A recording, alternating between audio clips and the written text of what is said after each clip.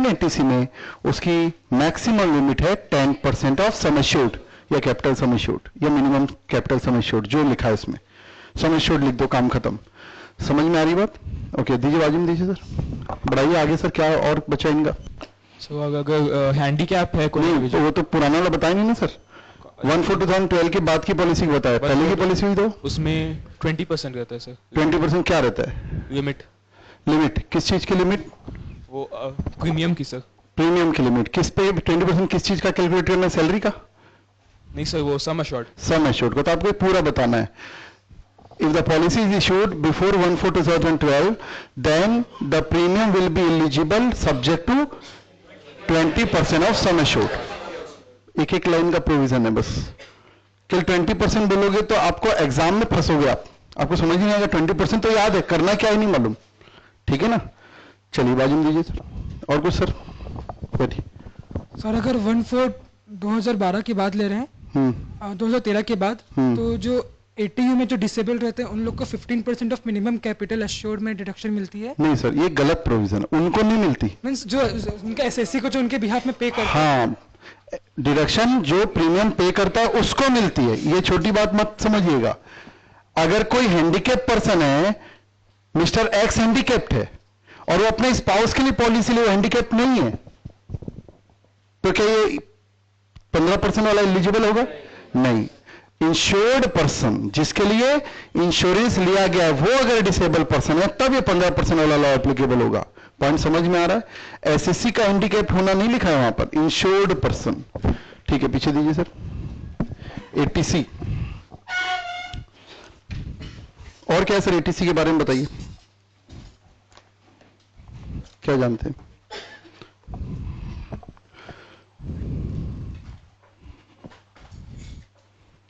Sir इतने सारे में एक ही बताना है।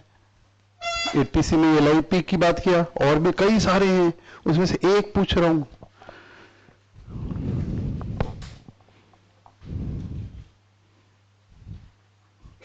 रिवाइज नहीं कर रहे हो क्या? हाँ, सुनाई नहीं दे रहा है? किया था सर। रिवाइज किए थे? तो एटीसी, इतने सारे एटीसी में एक भी नहीं बता पा रहे हो?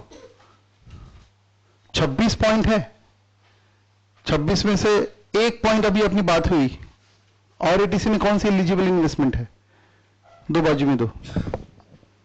डेली कुछ नहीं करना है, वो चार्ट वाला देखना है और समरी देखना है, छोड़ दो बीच का। चलो ठीक है, मिनिमम प्रोग्राम बता देता हूँ, पास होना है ना, 50 नंबर 40 नंबर 50 नंबर वाली रेंज में आ जाएगा, उतना तो पढ़ो। हाँ जी, बैठिए बैठिए सर आप। हाँ, सेम क्वेश्चन। एटीसी सर बताइए। Contribution to provident fund, public provident fund. हाँ, में पब्लिक प्रोविडेंट फंड में अगर आप कोई पैसे जमा करते हो तो it will be also eligible for eighty C. दीजिए बाजू में दीजिए। और कोई है सर एटीसी में? डेली पूरा पढ़ना है, मैं डेली पूरा पूछूंगा, और वंस मैं आगे बढ़ गया उसके बाद मैं तो छोड़ूंगा, आपका पक्का छूट जाएगा। अभी भी टाइम है ग्रिप में लेने का, कॉन्फिडेंस से कंप्लीट करने का। बताइए सर, एटीसी 2-4 पॉइंट और बताइए sir. Central government provident fund. हो गया सर, प्रोविडेंट फंड, अब मत घिसो उसको। और कुछ बताओ।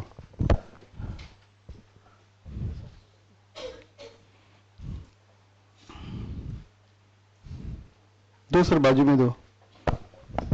Sir repayment of housing loan taken from government bank और स्पेसिफाइड बोन्स ऑफ नबार्ड। नहीं, किससे लिया होम लोन आपने? Government bank. गवर्नमेंट बैंक से लिया? हाँ। गवर्नमेंट बैंक क्या होती है सर? मैं एसबीआई से लूंगा तो मिल जाएगा? हाँ, पंजाब नेशनल बैंक से लूंगा तो मिल जाएगा। कोऑपरेटिव बैंक से लूंगा तो भी मिल जाएगा। प्राइवेट बैंक से लूंगा तो नहीं मिल जाएगा? नहीं सर, मिल जाएगा भैया। फाइनेंशियल इंस्टीट्यूशन लिखा है, गवर्नमेंट बैंक कहाँ है? ठीक है ठीक है, क्या रिपेमेंट कर रहे हैं सर वहां पर आप?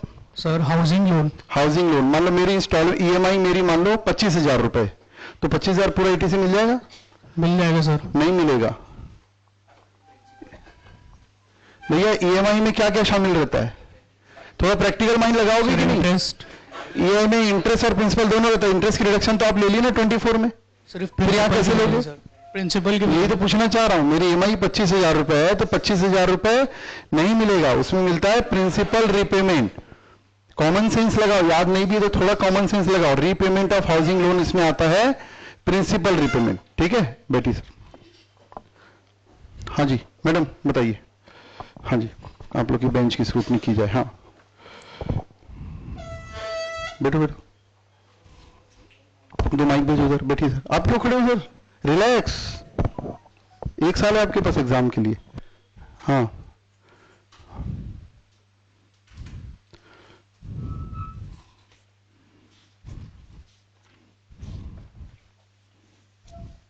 बताइए 80 डबल ई, डबल ई, 80 ई, डबल ई बी, ये सब बताना है आपको। पूरे बेंच मिल के बताओ, जो बांट लो आपस में, जो जिसको जो बताना है, फ्री स्टाइल। कोई एक बताओ, बाकी बात सब चारों बांट के बताओ। 4 सेक्शन पूछा मैंने। माइक चालू नहीं है देखिए। 80E है नहीं आ रही आवाज, नहीं माइक पास में लाएंगे तब आएगी। 80E हाँ। हायर एजुकेशन लोन के लिए अगर सेकेंडरी एजुकेशन, बात कौन कर रहा है? बाहर चले जाएं, बाहर बात करके आओ जाओ।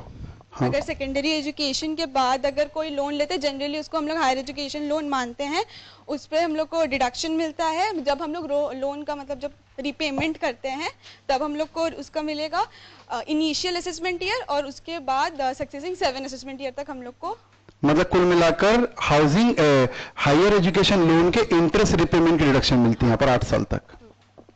समझ रहे हैं ना क्या बोला मैंने? Interest repayment in case of interest repayment for loan taken for higher education, उसके बाद 8 इयर्स। ठीक है, दीजिए बाजू में दीजिए। बहुत है, मैं तो खुश हो गया इतने में ही। बताइए 80 डबल ई बी बताइए। डबल ई बी, हाँ sir it is interest deduction, नहीं, interest on the loan taken for the acquisition of vehicle, electric vehicle. बिल्कुल ठीक है। कितनी डिडक्शन मिलेगी? सर 1.5 लाख तक की। 1.5 लाख तक की, मतलब मान लो मेरा 40,000 रुपए इंटरेस्ट पेमेंट किया मान लो मैंने, तो कितनी डिडक्शन? अमाउंट पेड बता तो दिया, कहानी क्यों सुना रहे हो? 40,000 इंटरेस्ट पेमेंट किया, कितनी डिडक्शन मिलेगी? 40,000। 40,000। ठीक है, मुझे शक था ना। बैठिए, करेक्ट है। हाँ जी 80 double E A, deduction in respect of loan taken for acquisition of house property. बात कौन कर रहा है सर? आप लोग कर रहे हो क्या? थोड़ा सा चुप हो जाओ ना 5 मिनट। हाँ सर तो अगर इसमें अपन माइक चालू कीजिए पहले, माइक में आवाज आनी चाहिए। अगर अपन लोन लेते हैं हाउस प्रॉपर्टी एक्वायर करने के लिए, और अगर वो लोन सैंक्शन हो जाता है 16-17 में, और डबल ई बता रहे हैं कि डबल ई ए बता रहे हैं? डबल ई, डबल ई बता रहे हैं, ठीक है। लोन सैंक्शन हो गया 16-17 में, और जो स्टैम्प ड्यूटी है वो ग्रेटर लेस देन और इक्वल टू 50 लाख है, और जो लोन का अमाउंट है वो 50 लाख से नीचे क्या होनी चाहिए? 50 लाख तक क्या होना चाहिए? स्टैम्प ड्यूटी, मतलब हाउस की वैल्यू, हाउस की मार्केट वैल्यू। स्टाम्प ड्यूटी नहीं, स्टाम्प ड्यूटी तो उसका 8% लगता है। 50 लाख का अगर हाउस है तो उसका 8%, 9% जो भी है वो स्टाम्प ड्यूटी लगती है। ड्यूटी नहीं, market value according to the stamp duty authority, ऐसा है। ठीक है। और जो तो डिडक्शन में देती है अप टू 50,000। Up to 50,000। तो जितना भी इंटरेस्ट होगा, मान लो एक हाउस हमने सैंक्शन उसी समय हुआ, 25,000 रुपए का इंटरेस्ट हमने पे किया, तो हमको डिडक्शन कितनी मिलेगी? सर अगर वो 24 मतलब जितना 24 में वहां पे अलाउ हो गया है तो नहीं मिलेगी। तो नहीं मिलेगी। समझ में आ रही बात? ठीक है, दीजिए बाजू में दीजिए। कौन सा बजिए आप? ई वाले ग्रुप का बताइए। 80 डबल ई ए। हाँ बताइए। सर 80 डबल ई ए में deduction in respect of interest payable to on loan taken from financial institution for acquisition of residential house property. Sir इसमें ये है कि तो ये डबल ई और ये तो सेम हो गया फिर। डबल ई में भी होम लोन था, इसमें भी होम लोन है, क्या फर्क? डबल ई में था कि लोन जो है वो 16-17 में सैंक्शन होना चाहिए, और डबल ई ए में है कि लोन जो है वो 19-20 में 19-20 में सैंक्शन होना चाहिए। ठीक है सर। इसमें जो मार्केट वैल्यू जो है वो 45 लाख है, उससे कम होनी चाहिए। और 45 लाख या उससे कम? yes, up to 45 lakh, 40 lakh से कम नहीं, 45 लाख और लेस। ठीक है। yes, मैं डे 1 से ये चीज सिखा रहा हूं, आप लोग कब तक सीखो समझ लो। आप जो प्रोविजन बोले 45 से कम होनी चाहिए, मतलब 45 लाख एलिजिबल नहीं हो गया, जबकि एलिजिबल है। फर्क है। हाँ जी sir. Deduction is up to 1,50,000 and अगर 80 डबल ई में डिडक्शन ले लिए हैं तो इसमें नहीं ले सकते, और एसएससी खुद की कोई खुद की कोई प्रॉपर्टी ओन नहीं करना चाहिए, मतलब कब? जब वो लोन सैंक्शन कर रहे बिल्कुल ठीक है, जब लोन सैंक्शन हो तब वो प्रॉपर्टी ओन नहीं होना चाहिए। और प्रॉपर्टी कितने की होनी चाहिए? 45 लाख। तो वहां पे था 50, यहाँ 45। नया सेक्शन है, नया सेक्शन से क्वेश्चन आते ही आता है, ध्यान रखना। ठीक है, ओके, दीजिए, सामने दीजिए,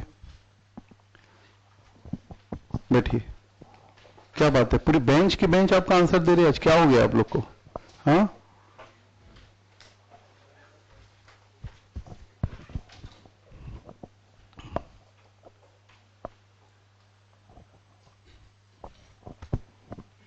प्रिवेंटिव हेल्थ चेकअप कौन से सेक्शन में पढ़े हमने? 80D, 80 माइक में बोलना है। 80DD 80DD। कल से वही पढ़ते जा रहे हैं फिर भी। Preventive health checkup 80D। Mic में बोलिए। 80D। 80, 1.5 इंच का गैप रहना चाहिए माइक और आपके साउंड पे। इसे ऐसा, ये क्या सजाने के लिए दिया? क्या बताओ आप मेरे को। आप लोग ऐसा माइक लेते हैं और ऐसा करके बोलते ही ऐसा, तो सजाने के लिए दिया कि इसको कॉन्फिडेंस आ जाए, पकड़े। हाँ भाई, ये माइक में बोलना सिखा रहा हूं मैं आपको। सीए नहीं भी बनता हो तो कम से कम माइक में बोलना तो सीख जाओगे, कुछ तो लेके जाओ। हाँ जी, 80D में। 80D में दिया हुआ है। क्या नियम है प्रिवेंटिव हेल्थ चेकअप के बारे में बताइए। अगर कोई चेकअप प्रिवेंटिव हेल्थ चेकअप करा रहे हो और इंश्योरेंस मतलब इंश्योरेंस नहीं किया हुआ है हेल्थ का, इंश्योरेंस किया हुआ है? किया हुआ है तो 5000 तक का क्या बोलते हैं डिडक्शन। और इंश्योरेंस नहीं किया हुआ है तो नहीं किया तो भी ले सकते। तो फिर ये पॉइंट क्यों लाए? Whether we are illogical. आप ये बोल रहे हो कि सर अगर इंश्योरेंस किया हुआ है तो 5000 की लिमिट, नहीं किया हुआ है तो भी 5000 की लिमिट, तो why you are taking this point? Whether we are illogical, मतलब इररिलेवेंट पॉइंट है कि नहीं वो? फिर से बताओ, प्रिवेंटिव हेल्थ चेकअप का क्या नियम जानते हो आप? अगर प्रिवेंटिव हेल्थ चेकअप करा रहे हैं तो 5000 तक की लिमिट, 5000 तक का डिडक्शन मिल सकता है अंडर सेक्शन 80D। हाँ जी, बस इतनी सी बात और कुछ नहीं है। और ये 5000 की लिमिट जो है अलग से नहीं मिलेगी, ओवरऑल 25 और 50 की लिमिट है। इंश्योरेंस कराए या नहीं कराए इससे कोई फर्क नहीं पड़ता। ठीक है, दीजिए बाजू में। 80JJA बताओ क्या है? JJA है ना? सर, जब न्यू एम्प्लॉयज़ को हम रिक्रूटमेंट में लेकर के आते हैं तो जो भी ऐसा पर्सन है जिसके अंदर सेक्शन 44AB अप्लाई होता है और उसकी इनकम PGBP बिल्कुल सही बात है। ऐसा एसएससी जिसकी ऑडिट होती है और ऑडिट होती है, ऑडिट का सेक्शन है 44AB। ये PGBP में डिटेल में पढ़ेंगे, बट इट्स ओके। आपने बोला सीए ऑडिट करते हैं, इनकम टैक्स की रिक्वायरमेंट है ऑडिट करने की, तो वो ऑडिट की रिक्वायरमेंट 44AB में आते हैं। तो जिनकी ऑडिट होती है उनके लिए ये और डिडक्शन कितनी मिलेगी? 30% ऑफ द एडिशनल एम्प्लॉयमेंट। बिल्कुल, एडिशनल एम्प्लॉयमेंट कॉस्ट का 30%, मतलब नए वर्कर्स अपॉइंट करेंगे आप, 30% आपको डिडक्शन मिल जाएगी। ठीक है, दीजिए बाजू में। 80JJA 80 RRB क्या है? सर 80 RRB मिलता है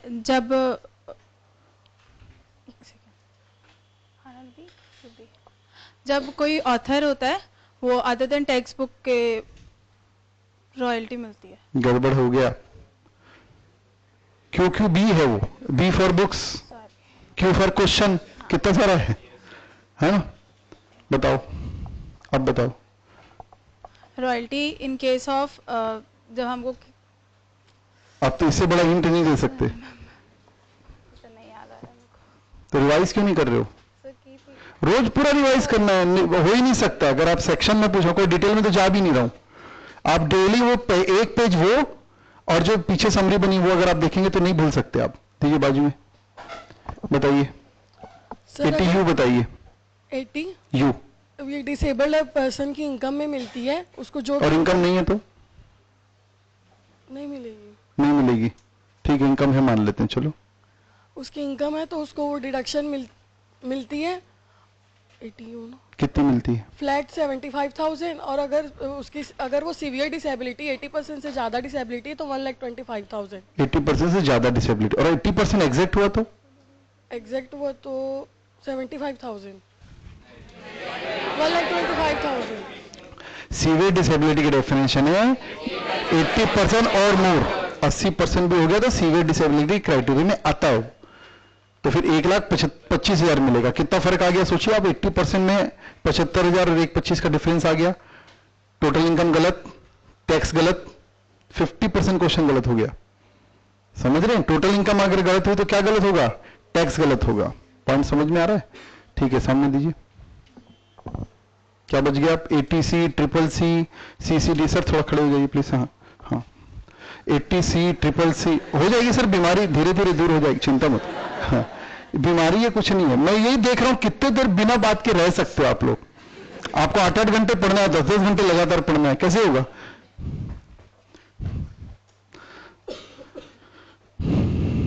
CCC, CCD। सर जी थोड़ा खड़े हो जाओ ना आप भी। हाँ, CCD। और उसके बाद क्या आता है? ATCCE बताओ क्या है? Sir 80 CCE TCC interest on loan payable for नहीं TCCE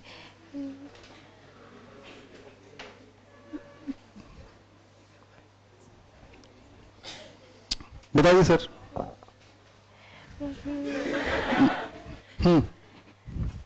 ATCCE। हाँ,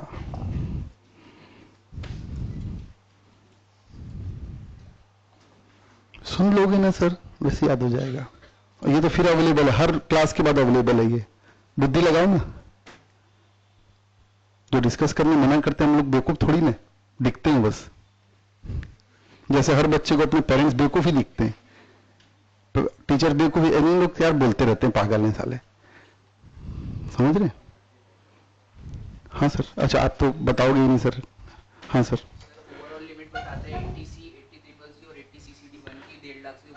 बिल्कुल ठीक बात है। ATC, ATCCC और ATCCD1 ये तीनों डिडक्शन मिलाकर 1.5 लाख से ऊपर नहीं हो सकता। बस इतना सा प्रोविजन है, कुछ नहीं है। ठीक है, बैठिए, सब बैठ जाइए प्लीज। हाँ, सामने दे दो माइक। टेंशन तो नहीं ले रहे, पूछो ना। याद करना है ना, पढ़ने पढ़ाने का कुछ नहीं है इसमें। 2 बार खत्म कर देता करके मेरे को पढ़ाना रहता है इस चैप्टर को, 2 बार, 1 बार भी नहीं। साथ दे रहा हूं आपका, फायदा उठा लो। याद करना है इसको इतना। और इसमें कैसा याद होता है मालूम है सर? आप कभी भी पूछ लो, नहीं भूलेंगे। अगर आप पार्टिसिपेट कर रहे होगे, मैं अगर बोल रहा हूं बिल्कुल पत्थर की लकीर मान के नहीं गया, सर ने बोला ना रोज देख के आना है, याद है तो भी देख के आना, आप देख के आओ। और उसके बाद भूलोगे ना तो कोई दिक्कत नहीं है। प्रॉपर कंक्लूड करके छोड़ना है इस चैप्टर को, ठीक है ना? हाँ जी। ATCCD1 क्या है? सर ATCCD1 में अगर सेल्फ एम्प्लॉयड है तो वो उसको डिडक्शन मिलेगी 20%। सैलरीड एम्प्लॉय के लिए नहीं है वो? है सर, बता रहा हूं। अच्छा बताओ। तो 20% ऑफ GTI अगर गवर्नमेंट एम्प्लॉय है या अदर एम्प्लॉय है तो 10% of his salary. 10% of his salary. Salary. तो करना क्या है इसका? 10% सैलरी डिडक्शन मिलेगी। 10% सैलरी डिडक्शन मिल जाएगी पक्का? Yes sir. चैप्टर का नाम क्या है? Maximum limit. सबको पता है। देखो आपको कुछ हिंट मिली? कितने लोगों ने हिंट दिया आपको? मैक्सिमम डिडक्शन मिलेगी। हाँ, तो डिडक्शन कितनी मिलेगी ये बताओ ना मेरे को। मैक्सिमम क्या है? मैक्सिमम मतलब मिलेगी तय है क्या? डिडक्शन कितनी मिलेगी? ये तो लिमिट है ना। Up to 10%। मैक्सिमम मार्क्स कितने मिल सकते हैं एक सब्जेक्ट में? फुल। मैक्सिमम मार्क्स कितने एक सब्जेक्ट? 100 है ना, तो मिलेगा कितना? 100। 10%। सर डिडक्शन किसी को पता है? कितने लोगों को पता है? सबको पता है, बस माइक जिसके पास रहता है उसी को पता नहीं रहता। 2 मिनट बाजू में दो, सुनना ध्यान से। क्या गलती कर रहे हो आप? ये सिली मिस्टेक्स हैं। हाँ जी बताइए। सर जितना अमाउंट कंट्रीब्यूट कर रहे हैं, जितना अमाउंट पे कर रहे हैं, वो रहेगी, इतने की डिडक्शन मिलेगी। या फिर जो अपर लिमिट है 10% सैलरी। भैया डिडक्शन मिलती जितना हम कंट्रीब्यूट करते हैं, सैलरी का 10% डिडक्शन नहीं मिलती। whatever the amount is contributed in the pension fund maintained by the government या NPS बोल लीजिए, अटल पेंशन बोल लीजिए, उसमें हम जितना पैसा कंट्रीब्यूट करेंगे डिडक्शन उसकी मिलती है। सैलरी का 10% नहीं मिलती, वो तो मैक्सिमम, उससे ऊपर जाएगा तो रोक दिया जाएगा। सैलरी का 10% डिडक्शन नहीं मिलती। चैप्टर का नाम क्या है? Maximum limit. और कैसे याद कराओ? हर जगह मैक्सिमम लिमिट है। और आप बोलते हो ATU सर 1.25 लाख डिडक्शन मिल जाएगी। भैया कितनी मिलेगी? वहां 1.25 मिलेगी, वहां कोई मैक्सिमम लिमिट नहीं है। एटीओ की मैक्सिमम लिमिट क्या है? कोई मैक्सिमम लिमिट नहीं है वहां पर, फ्लैट है वहां पर। ठीक है, बाजू में दो।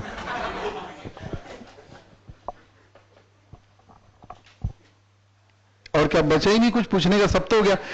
एक चीज मेरे को बताइए, ताकि मैं फिर उतना लोड लूं कि नहीं लूं, ये बताइए डेली कितने लोग पूरा सेक्शन देख के आ रहे हैं? पूरा सेक्शन समरी से ही बात कर रहा हूं, समरी से। एक सेक्शन समरी है फर्स्ट पेज में, मैंने पढ़ाया ही है साहब को, और एक समरी है। डेली पूरा सेक्शन देख के इतने लोग आ रहे हैं, ठीक है, फिर इतने % पास होते हैं। हाँ जी, 80C हो गया, CCC, CCD, CCDE, 1B क्या है? 80 CCD 1B। सर 1B में फर्दर 50,000 तक का डिडक्शन मिल सकता है। ये एम्प्लॉयर्स कंट्रीब्यूशन है कि एम्प्लॉयज कंट्रीब्यूशन है? दोनों। नहीं, एम्प्लॉयज कंट्रीब्यूशन। हाँ, एम्प्लॉयज कंट्रीब्यूशन। Employees contribution. देखिए 1 और 1B एम्प्लॉयज कंट्रीब्यूशन के लिए, और 2 एम्प्लॉयर्स कंट्रीब्यूशन के लिए। पॉइंट समझ में आ रहा है? दीजिए बाजू में। 80 CCD 2 बताइए क्या है? 80 CCD 2 एम्प्लॉयर्स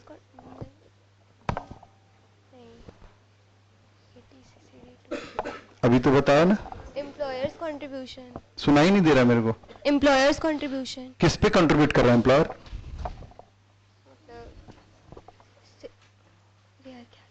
कंट्रीब्यूट मतलब कहीं जमा कर रहा है ना, काय में जमा कर रहा है? सेविंग अकाउंट में कर रहा है कि आपके घर के गुल्लक में कर रहा है? हाँ, पेंशन फंड में कर रहा है। पेंशन फंड में, पता होना चाहिए ना, मेरे को शक हो रहा है छोटी छोटी बात पे आप लोग के।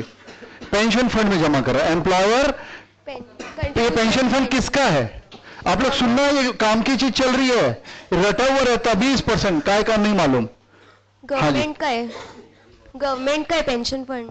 गवर्नमेंट का पेंशन फंड है, लेकिन पैसा मिलेगा किसको? इसका हितग्राही कौन है? बेनिफिशियरी कौन है? एम्प्लॉयर। एम्प्लॉयर है। नहीं, कोई है कहीं मैं सर पटक के रो सकूं? एम्प्लॉय। समझ रहे प्रॉब्लम क्या है भैया? पेंशन फंड रिटायर कौन होता है? एम्प्लॉय। तो गवर्नमेंट ने बोला भैया नेशनल पेंशन स्कीम हम बना देते हैं, और इस फंड में एम्प्लॉयर भी जमा करेगा, एम्प्लॉय भी जमा करेगा, और हम थोड़ा बोनस वगैरह भी देंगे, और जब रिटायर होगा कौन? आपकी आवाज सुनाई नहीं थी मेरे को। एम्प्लॉय रिटायर होगा तो पैसा किसको मिलेगा? एम्प्लॉय को। सुनाई नहीं दिया? एम्प्लॉय। इनकी बात सुन भी नहीं रहा हूं, लोग ऐसे ही बोल रहे हैं, आप ही के सुनूंगा मैं। हाँ जी, पैसा किसको मिलेगा? एम्प्लॉय को। एम्प्लॉय को पैसा मिलेगा। तो फंड किसका हुआ? बेनिफिशियरी कौन है? एम्प्लॉय। अब समझ में आ रहा है, एम्प्लॉयर हो ही नहीं सकता, एम्प्लॉयर केवल पैसा दे रहा है, ठीक है ना? अब बताइए जो पैसा एम्प्लॉयर दे रहा है उसकी डिडक्शन मिल रही है अपन को 80 CCD 2, इसकी मैक्सिमम लिमिट बता दीजिए। 1,50,000। 1,50,000। हाँ, 1,50,000। 1,50,000 सही है क्या? नहीं है। दो बाजू में दो। सर जो कंट्रीब्यूशन हो रहा है उसका 14% रेस्ट्रिक्टेड टू हिज सैलरी, जो उसका सैलरी का 14%। कंट्रीब्यूशन का 14%? नहीं, सैलरी का 14%। सैलरी का 14%। ये गवर्नमेंट एम्प्लॉय नहीं है, लेकिन गवर्नमेंट एम्प्लॉय नहीं है तो फिर 10%। 10%। गवर्नमेंट है तो 14, नहीं तो 10। बिल्कुल ठीक बात है। ओके, दीजिए, इधर दीजिए, बैठिए। आप लोग सुन रहे हो कि नहीं ध्यान से? ऐसे ही कॉन्फिडेंस आएगा। कहां सर, क्या ऐसा क्या हो गया? हाँ, वैसे परेशान रहते हैं वो, उनको और परेशान करो। मेरे को बड़ा दुख होता है उनसे क्वेश्चन पूछता हूं तो 2 बार सोचते हैं, 1 बार बोलते हैं।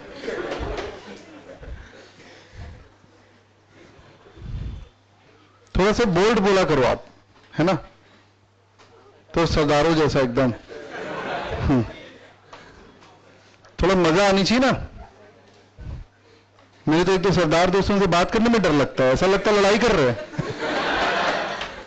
ओ जी आजा, नाश्ता कर ले, कर ले।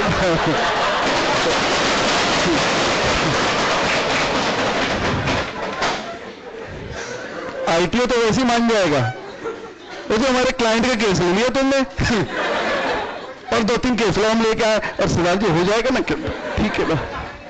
तो बहुत फर्क पड़ता है लाइफ में। बताओ सर आप। 80C, CCC, CCD हो गया, CCE हो गया, डी में 2 CCD 2 जो है मेरे ख्याल से एम्प्लॉयर कंट्रीब्यूशन है। सर ये एम्प्लॉयर कंट्रीब्यूशन जो है ना, ये अपने आप में इनकम है क्या एम्प्लॉय के लिए? सर है, सैलरी एड में ऐड होती है। सैलरी एड में ऐड होगा, ये समझ में आ रहा है कि नहीं? जब ये फंड है, देखिए ये फंड है, इसमें मैं एम्प्लॉय हूं, मैं इसके यहां जॉब करता हूं, ये एम्प्लॉयर काले दिल का है, सैलरी नहीं देता है ना, तो ये भी पैसे जमा करता है, मैं भी पैसे जमा करता हूं, सही है कि नहीं? तो जो मेरा पैसा है तो इन्वेस्टमेंट है, और इसका जो पैसा है ये मेरी सैलरी है, ये तो मेरी इनकम है ना जी, मेरा फंड है। इसलिए तो इतनी बात क्यों कर रहा हूं मैं, पागल थोड़ी ना भैया, मेरे को तो जल्दी कोर्स करा के घूमने जाना है। मेरी बात समझना, इन्वॉल्व मत होना। ये जो पैसा जमा किया मेरा खाता है, क्यों बात कर रहे थे, बेनिफिशियरी कौन है? मैं हूं भैया, मेरा खाता है, मेरे को ही मिलेगा जब मैं रिटायर होऊंगा तो ये जो पैसा मेरे को दे रहा है ना, ये मेरे खाते में, ये मेरी सैलरी है। डिडक्शन की बाद में बात करेंगे, सैलरी रेट में आप पढ़ोगे इसको, यही कनेक्ट करना, क्योंकि थ्योरी में दिया आप देखिए। और जब जीटीआई आ जाएगा तो हमको डिडक्शन ये दोनों कंट्रीब्यूशन की मिलेगी, मेरी भी उसकी भी, लेकिन दोनों की लिमिट है, इसका भी 10% ऑफ सैलरी, इसकी भी 10% ऑफ सैलरी। अगर गवर्नमेंट एम्प्लॉयर है तो 14%। पॉइंट समझ में आ रहा है? और कोई फर्क नहीं है। तो ये 80 CCD 2 हो गया और वो सैलरी में जुड़ता है, और 80 CCE क्या हो गया, समझ में आ गया हमको? तो CCC, CCD, CCE और ई के बाद 80D, मेडिकल प्रीमियम का पेमेंट 25-50 हजार याद आ रहा है। डबल डी, हाँ जी, किसी डिसेबल पर्सन को मेंटेन कर रहे हो तो आपको 80 वाली डिडक्शन मिल जाएगी, सही है कि नहीं? और 80DD ये पूछ लेते हैं इनसे, 80DD बता दीजिए सर। सर स्पेसिफाइड एलिमेंट और डिसीज, हाँ, उसके बिहाफ में, मतलब उसके लिए अपन कुछ एक्सपेंडिचर, मेडिकल एक्सपेंडिचर इनकर करें तो अपने को 40,000 मिलेगी डिडक्शन, और 1 लाख इन case of senior citizens minus the reimbursement received from insurance company. तो अगर मेडिकल एक्सपेंसेस होगा तो डिडक्शन 40,000 मिल जाएगी, वो तो मैक्सिमम लिमिट है। हाँ, तो अब ये तो याद हुआ कम समय आप लोग को। हाँ, तो डिडक्शन कितनी मिलेगी? तो एक्चुअल अमाउंट पेड और 40,000। हाँ जी, एक्चुअल मेडिकल एक्सपेंडिचर की डिडक्शन मिलेगी मैक्सिमम अप टू 40,000 या 1 लाख। ये 1 लाख कब जाएंगे सर? सर वो सीनियर सिटीजन के लिए, सीनियर सिटीजन एसएससी अगर सीनियर सिटीजन होगा तो? नो सर, जिसके लिए एक्सपेंडिचर इनकर करे। किसके लिए कर सकते हैं सर? खुद के लिए कर सकते हैं, हाँ, फिर रिलेटिव्स के लिए कर सकते हैं। कौन है रिलेटिव? बुआ के लिए कर सकता है? सर नहीं सर। तो रिलेटिव है कि नहीं है? Spouse, parents. हाँ, तो आपको बताना पड़ेगा ना। हाँ जी, spouse, children, parents. Spouse, children, parents, सही है क्या? ब्रदर सिस्टर भी है क्या इसमें? देखो सर, भाई बहन को अभी से दिल के शादी के बाद क्या होगा? किसके लिए? एसएससी अगर इंडिविजुअल है ना। अच्छा सर, एक बात बताइए, नॉन रेसिडेंट रहेगा तो उसको डिडक्शन मिल जाएगी 80DD की? इंडिविजुअल में सब कवर है, सबको मिल जाएगी, सही है क्या? तो जो डबल डी है ना सर, डबल डी में 1D डोमेस्टिक के कारण लिखा हुआ है। अब देख लीजिए, जहां से डबल डी स्टार्ट हुआ वहां से रेसिडेंट वर्ड स्टार्ट हुआ है, सही है कि नहीं? ऐसा लिख मत देना भैया, ऐसे ही बोल रहा हूं मैं तो। ये केवल रेसिडेंट को मिलता है, नॉन रेसिडेंट को नहीं मिलता, और ये ऐसे ही याद होगा धीरे धीरे। इसको टाइम देना पड़ेगा और रोज पढ़ना पड़ेगा। और आप सोचोगे ना एक दिन में बैठ बहुत अच्छे से पढ़ लूंगा, कुछ नहीं होना। बहुत अच्छे से इसमें कुछ है ही नहीं। रोज भूला कभी याद किया। गाना सुनो, गूगल टाइप करके देख लेना, बहुत अच्छा गाना है। हाँ, वाह वाह, आप आंसर नहीं कर रहे। तो 80DD समझ में आया क्या? Medical treatment of specified disease of SSC if it is a resident individual or the dependent, वहां डिपेंडेंट भी है, एक डी डोमेस्टिक के लिए, एक डी डिपेंडेंट के लिए, मालूम है आपको? D for domestic, D for dependent. अगर आपको ये तरीका याद करने पसंद है तो अपना तरीका खोज लो, मैंने ऐसे याद किया, ठीक है? और उसमें जो रिलेटिव है ना, उसके spouse, children, parents, brother, sister, बस इतने आते हैं। और ये डिपेंडेंट होने चाहिए, होली और होली और पार्टली नहीं है मेरे ख्याल से, होली और मेनली। पार्टली तो ऐसा हो गया थोड़ा बहुत डिपेंडेंट है, ऐसा नहीं, मेन उसी के ऊपर डिपेंड है, आश्रित है उसके ऊपर। हिंदी में बोलते हैं ना भी आश्रित है, ये उसके ऊपर आश्रित है। 80DD दीजिए।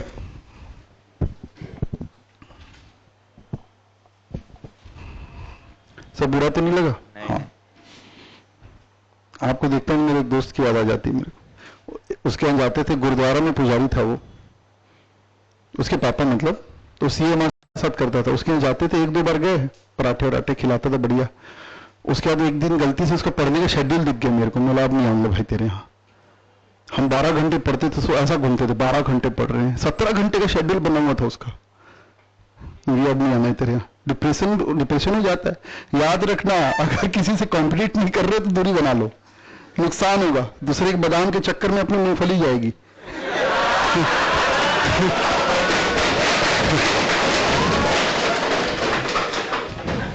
भाई जो सीखा हूं बता रहा हूं आपको लाइफ में। अब इतना डिप्रेस हो गया, 17 घंटे पढ़ रहे, 17 घंटे पढ़ रहे, अपने जो 8-10 घंटे थे वो भी गए, वही सोच रहे 8 घंटे। उसके सीए फाइनल थ्योरी में कुछ 80 नंबर आए थे, और थ्योरी सब्जेक्ट में 80 नंबर, 75 नंबर, ऐसे नंबर आते थे उसके। खतरनाक रहते हैं भैया कई लोग। हाँ सर बताइए मेरे को। 80 QQ भी हो गया, 80 RR भी हो गया। हाँ TTA, ये तो पूछा ही नहीं, TTA बताइए। 80 TTA। 80 TTA,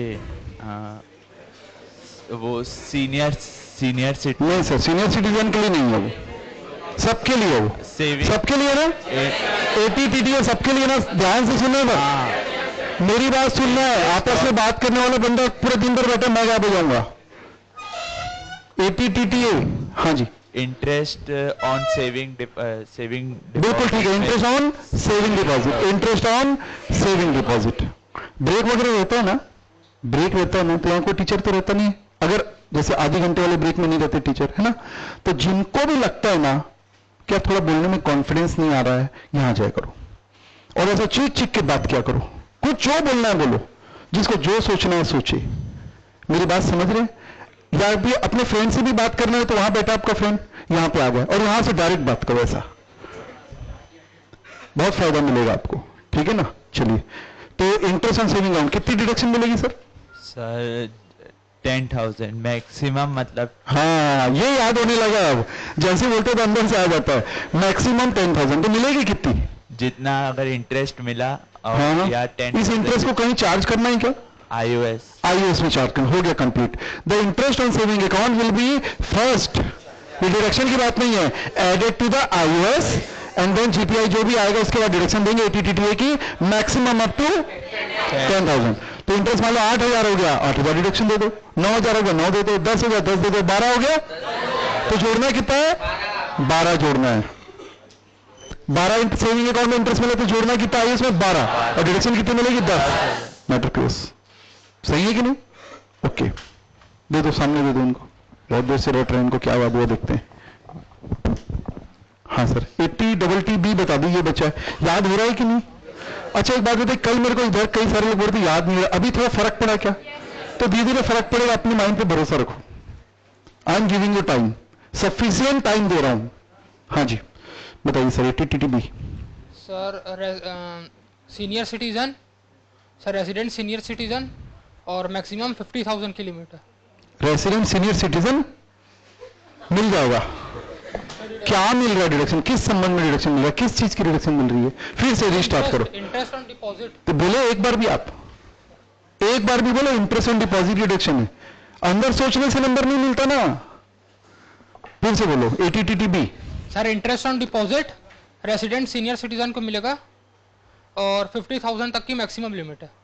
देखिए, इसको ऐसा बोलना चाहिए आपको कि कोई भी अगर रेसिडेंट सीनियर सिटीजन, देखिए सीनियर सिटीजन रेसिडेंट होता है तभी सीनियर सिटीजन होता है, तो कोई भी डिपॉजिट करेगा तो उसको जो इंटरेस्ट मिलेगा वो इंटरेस्ट तो चार्ज होगा IOS में, और उस इंटरेस्ट के संबंध में आपको 80 TTB की डिडक्शन मिलेगी, मैक्सिमम अप टू 50,000। इंटरेस्ट जितना भी है वो, या 50,000, विच एवर इज लोअर, ये डिडक्शन मिलेगी। ठीक है, TTB हो। और कोई सेक्शन बचा क्या? 80G बच गया। उसमें क्या पूछने का? डबल जी बच गया, डबल जी पूछ लेते हैं। दीजिए, कितने लोगों को याद है 80 DG? काफी लोग को याद है। ओके, 80 DG बताइए sir. Sir 80 DG in case of rent paid by the SSC, इसमें डिडक्शन मिलती है आपको। जैसे SSC ने गोडाउन पे रेंट पे लिया तो रेंट की डिडक्शन मिल जाएगी।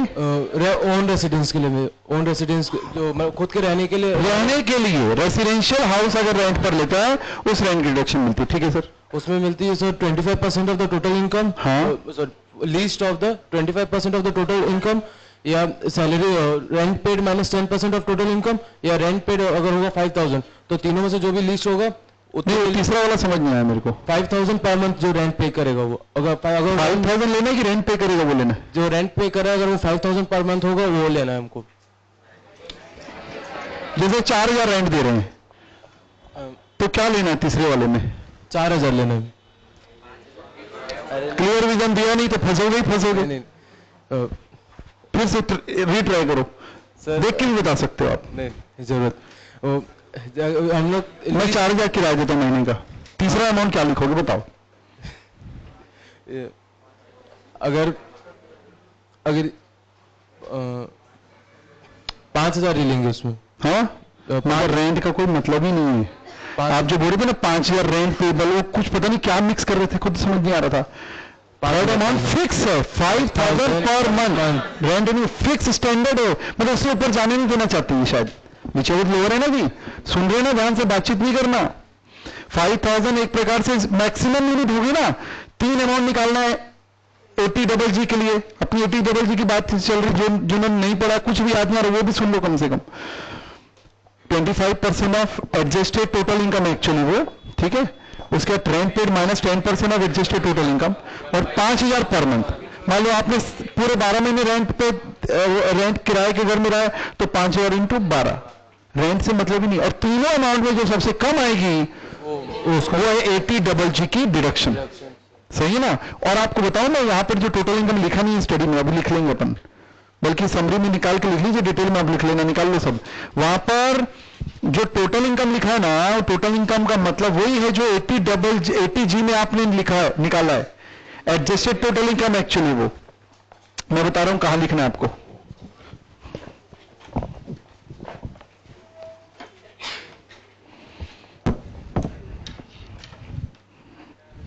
सर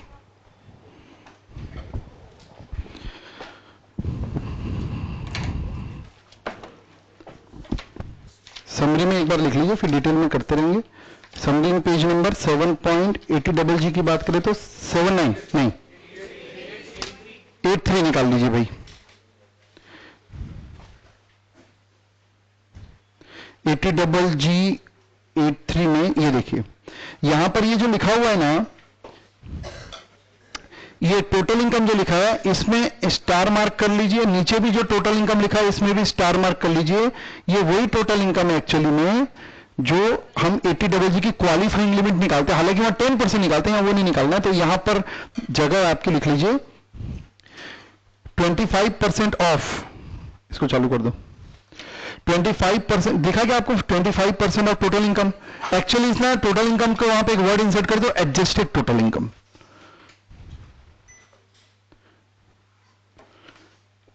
25% ऑफ टोटल इनकम लिखा है ना,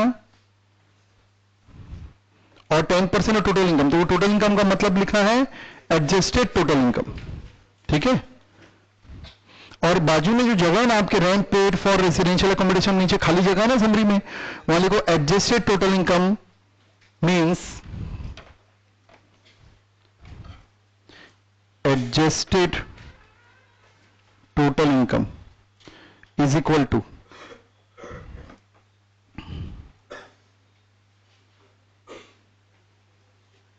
उसमें क्या लिखवाया था मैंने, सेम वैसे ही लिखवा देता हूं, जीटीआई माइनस वैसे ही लिखिए ना तो याद रहेगा आपको, जीटीआई माइनस चैप्टर 6A की डिडक्शन, ऐसे ही है ना, एक्सेप्ट वहां था 80G, यहां पर आएगा 80GG, क्योंकि 80GG तो हम कैलकुलेट कर रहे हैं ना, और minus 111A minus 112 minus 112A, detail भी लिख सकते हैं आप। ये है एडजस्टेड टोटल इनकम, और इसको डिटेल थ्योरी में भी लिख लेना। डिटेल थ्योरी में बहुत शॉर्ट में लिखा हुआ है, बहुत अच्छे से क्लियर नहीं किया इसने। इसका मतलब 80G का क्वालिफाइंग लिमिट और 80GG की जो total income adjusted total income same है, बस फर्क क्या आ गया, उससे भी आफ्टर ऑल चैप्टर 6 से डिडक्शन है, एक्सेप्ट 80G था और यहां पर एक्सेप्ट 80GG है। पॉइंट समझ में आ रहा है?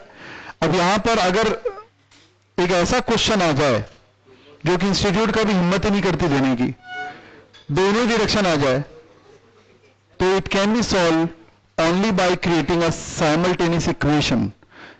Say the deduction under 80GG is x, तो उस x के फॉर्म में निकलेगा वहां एडजस्टेड टोटल इनकम और फिर उसको कैलकुलेट करना पड़ेगा, बट सीधे सीधे ही आता है क्वेश्चन, उसका लोड मत लो ये, लेकिन ये क्वेश्चन मन में आ रहा होगा तो भी आप ठीक बात है, समझ रहे हैं? क्योंकि 80G कैलकुलेट करने जाएंगे तो क्या बोलेगा, बाकी रिडक्शन लेके आओ, तो बाकी रिडक्शन लेने 80GG में आओगे तो बोलेगा जाओ बाकी रिडक्शन लेके आओ, हम तो पेंडुलम बन जाएंगे।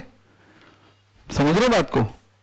तो इसके लिए हमने 10th क्लास में या 9th क्लास में पढ़ा था साइमल्टेनियस इक्वेशन, तो ये उससे बनता है but not required here. Point समझ में आ गया? ठीक है, चलिए अब थोड़ा आगे चलते हैं। 45 मिनट्स आपको रिवाइज करा रहा था मैं क्रॉस क्वेश्चनिंग के थ्रू, आप इसको और मल्टीपल यूज कर सकते हैं आपस में, फ्रेंड्स में, ब्रेक्स में, आप कॉन्फिडेंस जनरेट कर सकते हैं। चैप्टर बहुत आसान है, चैप्टर में ज्यादा कॉन्सेप्ट नहीं है एक्चुअली में, ठीक है ना? कहां तक अपना क्वेश्चन हुआ था बताइए? 7 तो हो गया था, 7 तक हो गया था ना? चलिए क्वेश्चन नंबर 8 निकाल लीजिए ताकि क्वेश्चन से आप डिस्कशन करके फिर से रिकॉल करने की कोशिश करते हैं।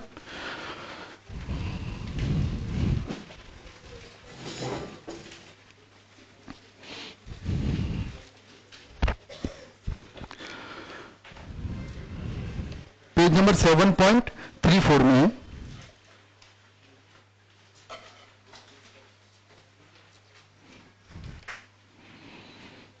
सेवन तक हो गया कि कोई पहले का पेंडिंग है? एक क्वेश्चन नंबर 1 एक पेंडिंग है, उसको हम बाद में देख लेंगे, है ना? उसके बाद के पूरे हो गए शायद। Come to the question number 8, कुछ नया नहीं है, कंफर्टेबली क्वेश्चन पढ़िए, कैलकुलेटर रख लीजिए सॉल्यूशन के ऊपर और आराम से हमको प्रोविजन पढ़ के अपने माइंड को चलाना है बस, ठीक है? साथ में रफ शीट या रफ पेज रहे तो बहुत अच्छी बात है, आप फटाफट कैलकुलेट कर सकते हैं, फिगर आउट कर सकते हैं चीजों को। Mister X is a resident individual, चलिए भैया एक resident individual, deposit sum of 50,000 with life insurance company every year, life insurance company every year for the maintenance of his handicapped grandfather who is wholly dependent upon him. ये maintain करने वाला और हिंदी के word दिखाना, तो मेरे mind में एक बार 80GG आया, आपके मन में आया क्या? अब वहां ये सोचना है कि कौन कौन कवर है, इसमें कवर है खुद, नहीं खुद तो कैसे मेंटेन करेगा, spouse, children, parents, brother, sister, तो ये इनमें आ रहे हैं क्या? देखो तो जरा, नहीं आ रहे हैं, ग्रैंडफादर लिखा है। पॉइंट समझ में आया क्या? पेरेंट्स में नहीं कवर हो रहे हैं, ग्रैंडफादर लिखा है। Who is wholly dependent on him, the disability is one which come under the person with disability, equal opportunities, protection of the right, full participation act 1995। बिल्कुल ठीक बात है, जो डिसेबल पर्सन होते हैं उनको इस एक्ट के अंतर्गत कई सारे राइट्स मिले, तो बता रहे कि उस एक्ट के अंतर्गत आ रहे हैं, it's okay. A copy of certificate, देखिए अगर आपने किसी ने भी इसकी थ्योरी पढ़ी होगी तो उसमें आपको यह भी लिखा होगा कि उनको सर्टिफिकेट लेना पड़ता है, सर्टिफिकेट में कभी रीअसेसमेंट रिक्वायर्ड है तो रीअसेसमेंट भी कराना पड़ता है, ऐसा है। फ्रॉम द मेडिकल अथॉरिटी, और किससे लेना पड़ता है सर्टिफिकेट? मेडिकल अथॉरिटी से। Is submitted, compute the amount of deduction available under section 80GG। The answer is 80GG is not available. लेकिन ये ठीक है, क्वेश्चन के एनवायरमेंट से काफी सारी चीजें हम यहां पर सोच सकते हैं। आंसर तो ठीक है, आंसर में क्या लिखना है? Dependent disable person grandfather does not come with in the definition of dependent under section 80GG। ये मामला तो खत्म हो गया, लेकिन क्वेश्चन के थ्रू काफी सारी थ्योरेटिकल पॉइंट रिकॉल हो रहे होंगे, ये मैं चाहता हूं आप आज जाके पढ़ेंगे तो आपको समझ में आएगा। जैसे कि फिर से बात करता हूं, मेडिकल अथॉरिटी वर्ड दिखा, केवल एक ग्रैंडफादर की जगह फादर होते ना तो यहां डिडक्शन मिल जाती, क्योंकि पूरी कंडीशन पूरी हो। देखिए मेडिकल अथॉरिटी सर्टिफिकेट दी है, और कौन से एक्ट में आते हैं, ये एक्ट का नाम भी दिया है, ठीक है। और लाइफ इंश्योरेंस कंपनी में किसी डिपेंडेंट के नाम पर पॉलिसी या डिपॉजिट भी करवा सकते हैं। याद करना, अगर डिपेंडेंट की डेथ पहले हो जाती है और ये पैसा जब इसको मिलता है तो 10(10)(D) का बेनिफिट नहीं मिलता, चार्जेबल हो जाता है वो। अभी याद आ रहा है पॉइंट? ठीक है। Any doubt in question number 8? Basically theoretical question ही है। Come to the question number 9.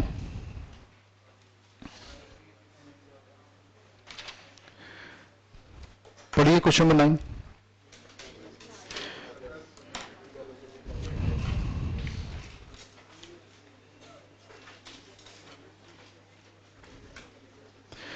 What will be the reduction if Mr. X has made this deposit for his dependent father? तो ठीक है, तो हो गया. कितना रिडक्शन मिलेगा? 75,000 फिक्स. और क्योंकि क्वेश्चन में कुछ दिया नहीं है तो हमको रिलेटिव आंसर लिखना चाहिए कि अगर वो सीनियर सिटीजन हुआ, सीवियर डिसेबिलिटी हुई तो उस केस में 125. तो आपको इस तरीके से लिखना है. ठीक है, नेक्स्ट क्वेश्चन निकालिए. Question number 10, page number 7.37.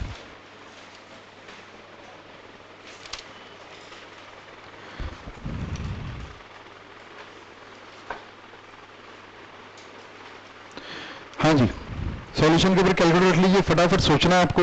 Mister B has taken 3 education loan, 3 loan लिया है ऑन अप्रैल 1, 2019. सेक्शन 80E में एजुकेशन लोन के लिए ऐसा कोई रेस्ट्रिक्शन है कि 1 लोन 2 लोन वाला? ऐसा कोई रेस्ट्रिक्शन नहीं है. किस संबंध में रिडक्शन मिलती है? इंटरेस्ट. उसकी कोई रेस्ट्रिक्शन है? कोई रेस्ट्रिक्शन नहीं. इंटरेस्ट जितना पे करोगे पूरा मिलेगा, बस टाइम की रेस्ट्रिक्शन है 8 साल. तो ये लिया कब है? 1 अप्रैल 2019. The detail of the given below. For हुम education loan is taken, loan 1, loan 2, loan 3 खुद अपने खुद के लिए लिया है. एलिजिबल है? सन ऑफ बी एलिजिबल है? Yes. Daughter of B? Yes. और यहां पर purpose of loan MBA, MSc, BA सब 12th के बाद है. अगर आप वहां प्रॉपर पढ़ लेना थ्योरी 12th के बाद है तो यहां पर हायर एजुकेशन कैटेगरी में भी आ गया. लोन की अमाउंट दी हुई है, एनुअल रीपेमेंट ऑफ लोन दिया है और एनुअल रीपेमेंट ऑफ इंटरेस्ट. तो हमारे लिए इंपॉर्टेंट तो ये टोटल जो है डिडक्शन मिल जाएगी. पॉइंट समझ में आ रहा है? Please check the answer. पढ़ना है आपको पूरा आंसर. आंसर पूरा पढ़ना है.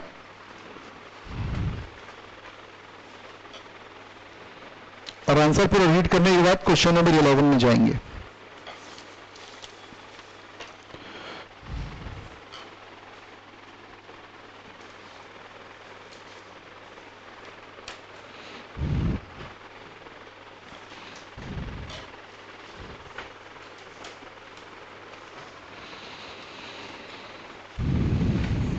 हाँ जी, हाँ नहीं क्यों? अगले साल फिर इंटरेस्ट आ जाएगा ना. हाँ बिल्कुल. 8 साल तक का क्राइटेरिया. इसका ये मतलब नहीं कि 8 भाग में इंटरेस्ट नहीं मिल रहा है. लोन जैसे हर साल पे करते जाएगा, हर साल इंटरेस्ट देते जाएगा. जितना इंटरेस्ट पे करेगा उतना डिडक्शन मिलती जाएगी. It's not 8 instalment. ये डिडक्शन मिल रही है up to 8 years in respect of each year interest. ये कंफ्यूजन दूर कर लेना भाई, किसी को आया होगा तो 1/8 नहीं करना है. हाँ जी, क्वेश्चन नंबर 11 पढ़िए प्लीज. मेरे पढ़िए. Question number 11, mister A purchase a residential house property for self occupation at a cost of 45 lakh on 1/4/2017 in respect of which he took a housing loan of 35 lakh from the bank at the rate of 11% per annum on the same date. कब लिया loan इसने? 1/4/2017. The loan was sanctioned on 28 March 2017. अब देखिए ये section 80EE की बात कर रहा है. 80EE की बात क्यों नहीं कर रहा है? क्योंकि भैया 80EE जो है वो 19-20 के लिए है और ये है जब लोन 16-17 में, लोन 16-17 में जब सैंक्शन होगा. सही बात है ना? अब यहां पर ये क्वेश्चन ये आपको ठीक से सिखा रहा है कि लोन भले उसने 1 अप्रैल मतलब 17-18 को लिया लेकिन सैंक्शन कब हो गया था? 16-17. तो आपको ये और पर्टिकुलर करवा रहा है कि 16-17 में लोन डिसबर्समेंट नहीं लिखा है, 16-17 में लोन लेना नहीं लिखा है, 16-17 में लोन सैंक्शन लिखा है। इसका मतलब जब भी लोन लिया जाता है तो एक सैंक्शन लेटर देती है बैंक, और सैंक्शन लेटर में सैंक्शन की डेट रहती है, और सैंक्शन लेटर आने के बाद हम 10 दिन 20 दिन महीना भर भी लोन को बाद भी हम लोन डिसबर्स करवा सकते हैं। डिसबर्समेंट का अलग पेपर भरना पड़ता है। तो ये इसमें क्या डिफरेंस है समझ में आ रहा है? तो प्रोविजन रिकॉल करते हैं 80EE हाउस के लिए है, सही है, और सेल्फ ऑक्युपाइड होना चाहिए, ठीक है, 50 लाख से ऊपर घर नहीं होना चाहिए और 35 लाख से ऊपर लोन नहीं होना चाहिए, ऐसा ही है क्या? और लोन सैंक्शन 16-17 में होना चाहिए। पूरा प्रोविजन तो माइंड पे उतर गया। तो क्या ये अभी तक एलिजिबिलिटी क्राइटेरिया में बैठ रहा है ये? Okay, compute eligible deduction in respect of interest of housing loan for assessment year 2021। तो क्या 2021 असेसमेंट ईयर मतलब 1920 में 80EE की डिडक्शन मिलेगी? बिल्कुल मिलेगी। सो लोन सैंक्शन होकर बढ़ा ना आपका। Under the provision of income tax assuming the entire loan was outstanding, ऐसा इसलिए लिखा था कि आप आसानी से इंटरेस्ट कैलकुलेट कर लें। कितने का लोन है? 35 लाख का। तो 35 लाख का इंटू 11%, कितना आ गया? 35 लाख का 11% है इंटू 11%, 3,85,000। और आपको पता है कि इसमें से 2 लाख रुपए सेल्फ ऑक्युपाइड है ना, तो मैक्सिमम लिमिट 2 लाख रहेगी, याद है? अच्छा, 2 लाख की कंडीशन क्या है? Loan should be taken on after 1499, पूरी कंडीशन पूरी हो रही है। तो 2 लाख रुपए की डिडक्शन हमको कहां मिल जाएगी? 24 में। बचा कितना? बचा 1,85,000। अब 1,85,000 पूरी मिलेगी कि यहां भी रेस्ट्रिक्शन है? यहां भी रेस्ट्रिक्शन है भाई। कितना है? 50,000। सही है कि नहीं? 50 से ऊपर नहीं मिलेगा। अच्छा, 50 यहां मिल जाएगा, ठीक है। बचा कितना? 1,35,000। अब 1,35,000 का क्या करें? लैप्स हो गया, इसका कुछ नहीं होगा। आपको इंटरेस्ट अलाउ ही नहीं हुआ। अगर इंटरेस्ट अलाउ होता, लॉस क्रिएट होता तो लॉस आगे ले जाता।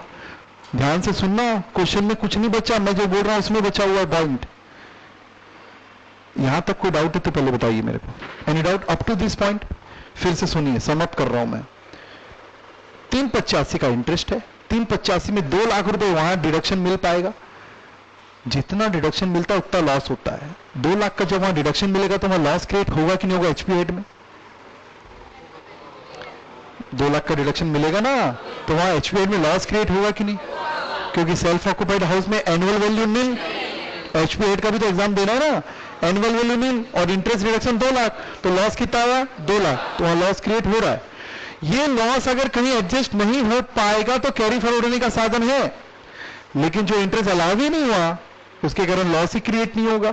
तो हम अगले साल ले जाने वाला कोई फंडा ही नहीं रहेगा। कल एक गोल्डन रूल के बारे में बात करता हूं, समझ में आ रहा है? If there is a loss it can be carry forward. If there is no deduction in respect of any expenditure, deduction ही नहीं मिल रही है तो फिर कोई मतलब ही नहीं है। खैर, वो बात समझ में आई तो ठीक है। 2 लाख रुपए आपका एचपी हेड में मिलेगा, ये बात समझ में आ रही है। और 50,000 रुपए, 185 जरूर है आपके पास, लेकिन 50,000 रुपए ही आपको 80EE में डिडक्शन मिलेगा। ये 50,000, इसको कोई जोड़ना उड़ना नहीं है, अलग अलग है। ये 2 लाख रुपए कहां जाएगा? आपका एचपी हेड में माइनस में दिखेगा। अच्छा, ये 2 लाख का क्या करोगे आप? लॉस है नहीं तो भैया, अब इस साल उसका उसी हेड में कोई और इनकम हुई तो एडजस्ट होगा ना, कॉल्ड इंटर सोर्स एडजस्टमेंट। उसी हेड में कोई और इनकम हुई तो उसमें एडजस्ट हो सकता है, it is called inter source adjustment. फिर उसी हेड में नहीं मिल पाया तो दूसरे हेड में जाएगा, inter head adjustment, maximum up to 2 lakh. अच्छा, इंटर सोर्स एडजस्टमेंट का मैक्सिमम लिमिट है क्या? नहीं है। इंटर हेड एडजस्टमेंट का मैक्सिमम लिमिट 2 लाख, और उसमें भी एडजस्ट नहीं हो पाए तो carry forward. Once it is carry forward it will be adjusted only against same head up to 8 years. हो गया प्रोविजन रिकॉल। जब भी आप कुछ पढ़ते हैं एक बार सोचिए, आपका कॉन्फिडेंस ये लगाएगा। जब हम जिस चैप्टर को पढ़ रहे हैं उस समय हमको याद है, दुनिया को याद है, आपको भी याद है, कोई फर्क थोड़ी नहीं। चैप्टर जब पुराना हो रहा है ना, और ऐसे ये पॉइंट आता है, रिकॉल पॉइंट है आपके लिए। ये 50,000 रुपए ना याद आ रहा, कोई बड़ा काम नहीं है। कोई भी अपने आप में एक चैप्टर टफ थोड़ी ना भैया, पूरा लेके जाना है। पूरी जनता ना सूटकेस में सामान भर देती है, पैक करके एग्जाम में नहीं ले जा पाती। ध्यान रखना, सिस्टमेटिक रखना है इसको। हमारे माइंड को सिस्टमेटिक चीज पसंद है। Any doubt in this question? 80 समझ में आ रहा है क्या?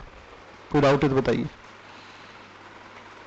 आप यहां लिखा भले नहीं है, लेकिन समझने के लिए आप लिख सकते हैं कि बचा हुआ पैसे का कुछ नहीं होगा। ये जो बच गया ना पैसा, इसका कुछ नहीं होगा, इट विल बी लैप्स।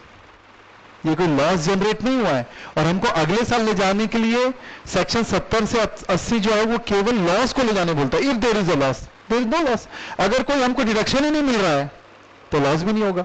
और 80 EEA चैप्टर 6A के कारण तो लॉस वैसे भी नहीं हो सकता। निगेटिव टोटल इनकम कभी आ सकती है क्या? कभी नहीं आ सकती, क्योंकि मैक्सिमम लिमिट है डिडक्शन की। ऐसा कभी जिंदगी में नहीं हो सकता कि GTI 5 लाख डिडक्शन माइनस करने बाद टोटल इनकम माइनस में आ गया, और अब हम ये सोच रहे हैं टोटल निगेटिव टोटल इनकम को आगे कैसे ले जाएं। पॉसिबल ही नहीं है, क्योंकि डिडक्शन जो है GTI के बाद की पूरी डिडक्शन का जो टोटल लिमिट है वो एडजस्टेड GTI है। मैक्सिमम GTI भी माइनस हो जाएगा तो टोटल इनकम कितना बचेगा? 0। Come to the next question. आराम से देखिए, कोई डाउट है तो बताइए। हाँ जी, एनी डाउट? आगे बढ़े।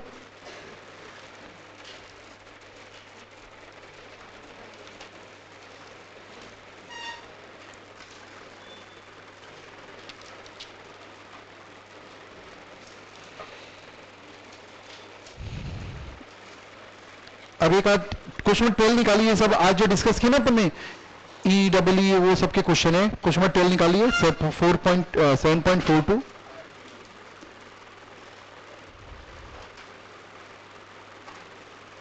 हाँ जी भाई, the following are the illustration 12 में आ गए सब। पुराने क्वेश्चन नहीं देखना, पुराने को छोड़िए, घर जाके देखिएगा। The following are the particular related to mister A, Mr. B, Mr. C, Mr. D. Salaried individual. Okay, salaried individual. Amount of loan taken 43 lakh, 45 lakh, 20 lakh, 15 lakh. ठीक है भाई। Loan taken for HFC. HFC मतलब from. अच्छा, bank से लिया मतलब bank या financial institution. Deposit taking NBFC, deposit taking NBFC public sector bank. तो लोन हम यहां से लिए हैं। डिपॉजिट टेकिंग NBFC क्यों लिखा है पता नहीं, ठीक है छोड़ो उसको, फाइनेंशियल इंस्टीट्यूशन होना चाहिए। फिर क्या लिखा हुआ है? Date of sanction of the loan. Loan sanction हुआ 1419, ठीक है, 1419 और 30/3/2019। Date of disbursement of loan. Disbursement और सैंक्शन का फर्क मेरे ख्याल से समझ गए हो आप। सैंक्शन मतलब जब बैंक सैंक्शन करते हैं, आपका सैंक्शन है, और डिसबर्समेंट मतलब जब आप पैसे एक्चुअली ले लेते हो। Purpose of loan, acquisition of residential house property. Acquisition residential house property. और ये इलेक्ट्रिक व्हीकल, मेरे ख्याल से ये इलेक्ट्रिक व्हीकल तो 80 EEB सही है कि नहीं? परचेज ऑफ इलेक्ट्रिक व्हीकल ये भी 80 EEB सही लिख रहा हूं? यहां लिखा पर्सनल यूज, चलेगा क्या? इलेक्ट्रिक व्हीकल अगर पर्सनल यूज के लिए लेते हैं तो 80 EEB मिलता है क्या? और अगर बिजनेस यूज के लिए लेते हैं तो भी मिलेगा। वहां पर ऐसा कोई क्राइटेरिया नहीं लिखा है, उसमें दोनों है। अच्छा, यहां पर हाउसिंग मतलब 80 EE की बात करें कि EEA की बात करें? पहला वाला देखिए जरा।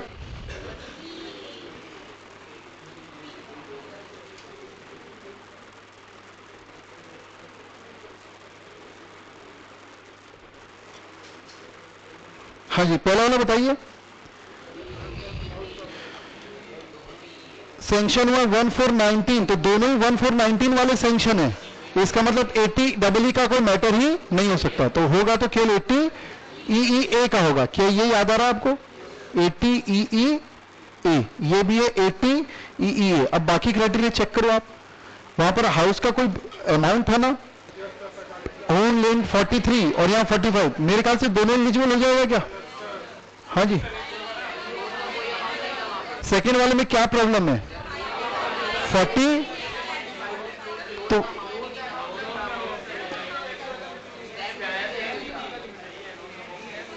आगे लिखा है ना जी, स्टाम्प ड्यूटी वैल्यू पढ़ो ना। Stamp duty value of the house properties 45 lakh and 48 lakh. 80 EEA में होम की मार्केट वैल्यू चेक करना है कि लोन का अमाउंट चेक करना है? मार्केट वैल्यू चेक करना है। और मार्केट वैल्यू हाउस की हमको दी हुई है, कितनी दी हुई है? 48 लाख इधर दिए, तो यहां पर 80 का क्राइटेरिया खत्म हो गया। अब आपके पास बच गया के लिए, अब क्वेश्चन में कुछ बचा ही नहीं। अब फिर से बात करते हैं, तो सेकंड में 80 EM नहीं मिलेगा, लेकिन सेकंड में इंटरेस्ट जो कैलकुलेट होगा उसकी डिडक्शन HPAD में मिलेगी कि नहीं? बिल्कुल मिलेगी। फर्स्ट हाउस की इंटरेस्ट मिलेगी, बिल्कुल मिलेगी। और फर्स्ट हाउस में 80 EEA भी मिलेगा। कीजिए working, take your 5 minutes. HP8 के बारे में वर्कआउट करना है और 80s के बारे में वर्कआउट करना है। फिगर आउट करिए कितना डिडक्शन कहां देंगे और फिर आंसर चेक कीजिए। सीख चुके हैं, दूसरी बार देख रहे हैं हम।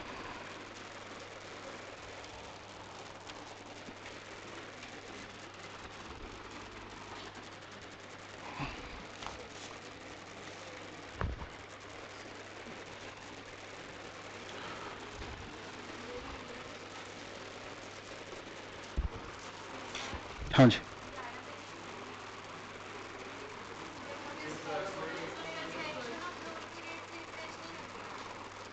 नहीं, लोन जब हम लेते हैं उस दिन से इंटरेस्ट लगता है।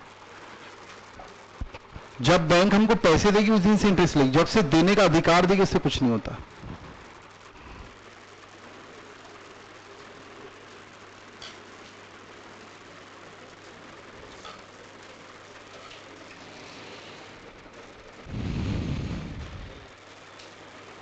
मिस्टेक होगी इसमें, कैलकुलेशन मिस्टेक भी होगी, आपको खुद करना है। आपको कैलकुलेशन करने का टाइम दिया मैं आपको। जब भी क्वेश्चन की प्रैक्टिस करें, we should have a rough page, तब आपको लिखते बनता है, गलती ढूंढते बनता है, माइंड पे नहीं रख पाते कई सारी चीजें।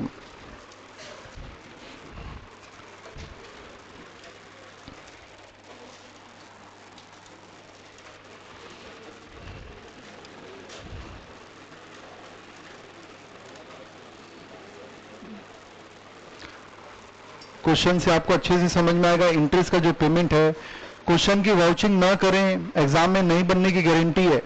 वाउचिंग करेंगे तो एग्जाम में नहीं बनेगा, पक्का है। गलत होगा तो भी सस्ता पड़ेगा आपको, क्योंकि छोटी छोटी चीजों में मिस्टेक करोगे यहां पर आप, वो जरूरी है मिस्टेक।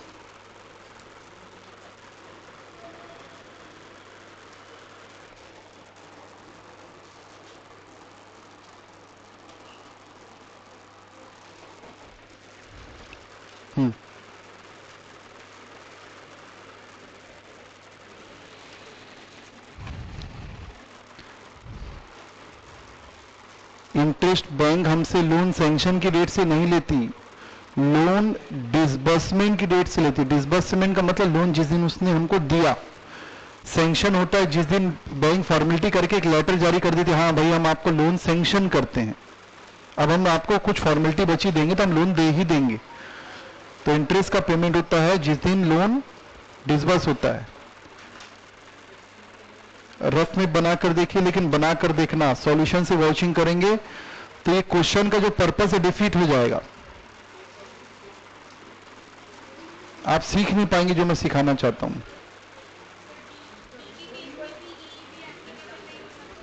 कौन से केस में?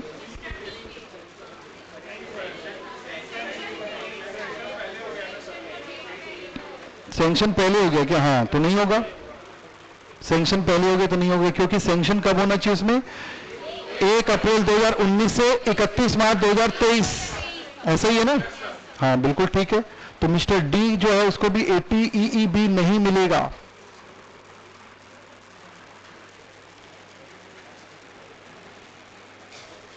वेरी इंपॉर्टेंट, मार्क कर लेना क्वेश्चन को। इस साल के लिए एकदम लेटेस्ट क्वेश्चन एक्चुअली में, पास्ट एग्जाम में दिखेगा नहीं आपको।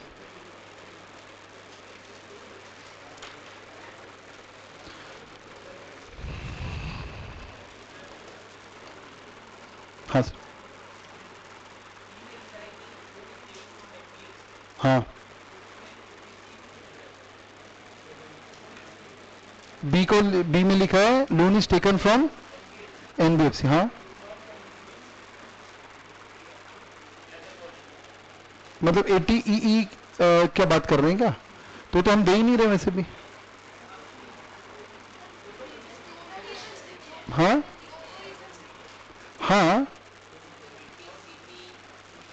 80cc 80EE के लिए बात कर रहे हैं ना आप, तो 80EE जो है, हाँ ठीक है, आप लिख सकते हैं कि भाई जो अमाउंट है वो डबल है, मतलब जो हमारी स्टाम्प ड्यूटी वैल्यू है 45 लाख से ऊपर इसलिए नहीं मिल रहा है, और क्योंकि वो एनबीएफसी से ले रहा है इसलिए नहीं मिल रहा है। एनबीएफसी उसमें डिबार है क्या? एक बार देख लीजिए, मेरे को याद नहीं है।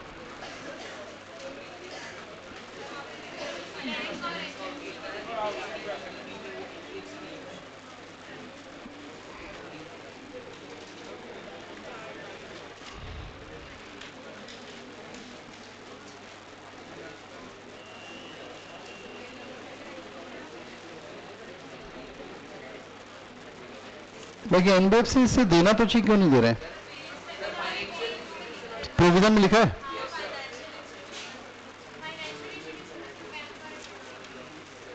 बैंक और एनबीएफसी है। अच्छा एचएफसी है, ठीक है सर, दोनों रीजन लिख सकते हैं।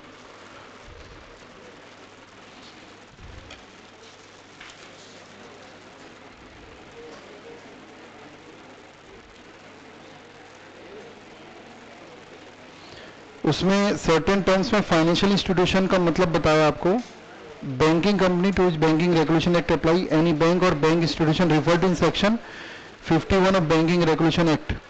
हाउसिंग फाइनेंस कंपनी मतलब एचएफसी, एचएफसी मतलब ये हाउसिंग फाइनेंस कंपनी।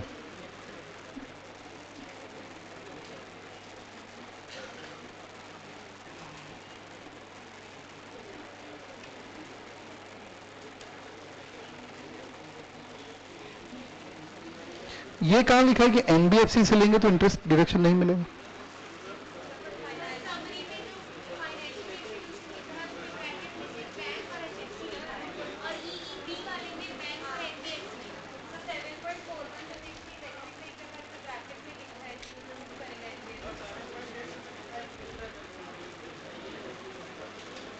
एनबीएफसी में बैंकिंग रेगुलेशन एक्ट लागू नहीं होता क्या?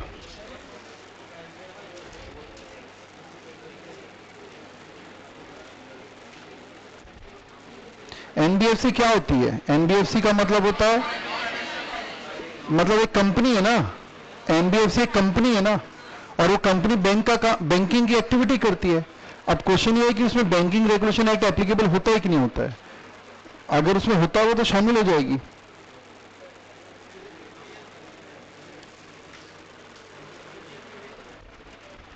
बैठी सर बैठी।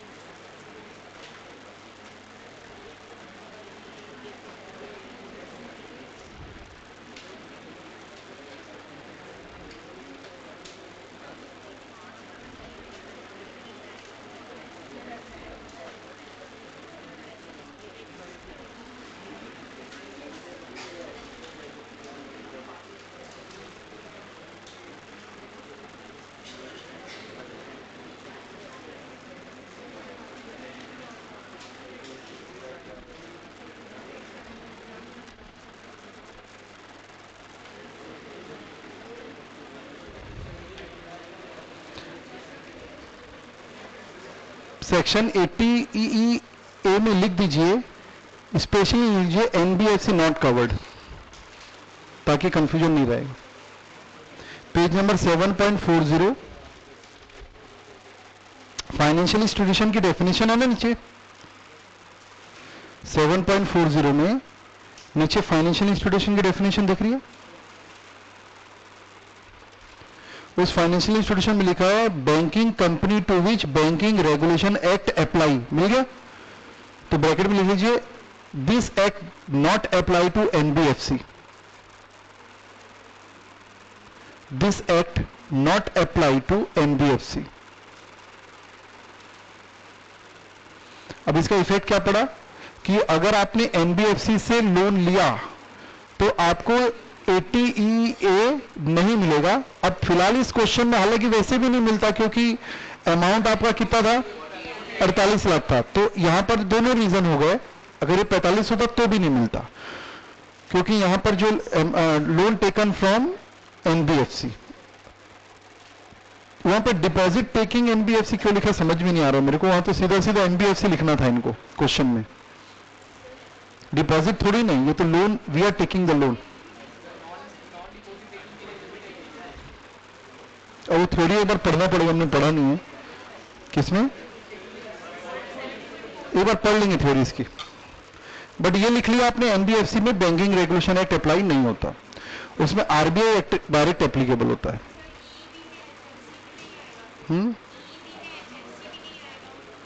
ईबी में अब पढ़ना पड़ेगा, पर थ्योरी देख लेते हैं अपन इसकी। हाँ जी, इसका आंसर निकल गया क्या सबका, पक्का? चलिए एक बार इसी को पढ़ लेते हैं।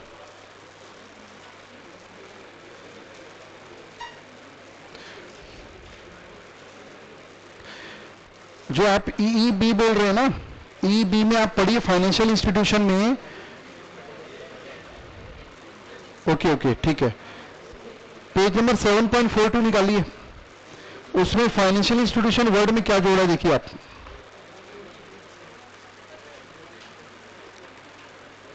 ये देखिए, इसमें जोड़ा है banking company to which banking regulation act apply. तो banking regulation act apply, any bank और banking institution referred to in section 51 of the banking regulation act 1949, any deposit taking NBFC, इसलिए क्वेश्चन में डिपॉजिट टेकिंग एनबीएफसी लिखा है, मतलब कोई deposit taking NBFC नहीं रहेगा, जो डिपॉजिट लेती ही नहीं है तो फिर वहां कवर नहीं होगा। तो एनबीएफसी दो टाइप की हो गई, deposit taking NBFC, non deposit taking NBFC, deposit लेती नहीं है पब्लिक से, तो अगर डिपॉजिट ले रही है तो यहां कवर हो जाएगी। Then a systematically important non deposit taking NBFC, mark लीजिए, important non-deposit NBFC, that is a NBFC which is not accepting or holding public deposit and having total asset of not less than 500 crore as per the last audited balance sheet and is registered with RBI। मतलब अगर non deposit taking NBFC रही तो कोई criteria ही नहीं है, तो यहाँ cover हो जाएगा। और अगर कोई नॉन डिपॉजिट टेकिंग NBFC है तो नॉन डिपॉजिट टेकिंग NBFC मतलब that is a NBFC which is not accepting or holding public deposit and having total asset of not less than 500 crore, जिसकी total asset जो है 500 crore last audit के हिसाब से ना हो। इलेक्ट्रिक व्हीकल को आप पढ़ लीजिएगा क्या है, कम टू इसकी थ्योरी पढ़ के आएगा, कुछ एक आध पॉइंट और डिस्कस कर लेंगे अपन। ना कम to the section 80G। 80G थोड़ा पढ़ते हैं फिर इसका क्वेश्चन बनाते हैं। देखिए 80G में फिर से आपको रिकॉल कर दूं, 80G है डिपॉजिट डोनेशन के बारे में।